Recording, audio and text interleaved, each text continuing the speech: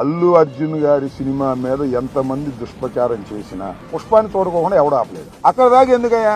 నందమూరి తారక రామారావు గారి కుటుంబం జూనియర్ ఎన్టీఆర్ సినిమాను చూడకుండా బహిష్కరించాలని ప్రయత్నం చేశారా? ఆపగలిగారా? సినిమా బాగుంటే ఎవరైనా చూస్తారు. అరచేతిని అడ్డు పెట్టి సూర్యకాంతిని ఆపలేరు. అదే విధంగా ఇలాంటి ఎదవపోకళ్ళు పోయి సినిమాని ఆపలేరు అని మరొకసారి నిరూపించేటటువంటి కార్యక్రమం వస్తుంది.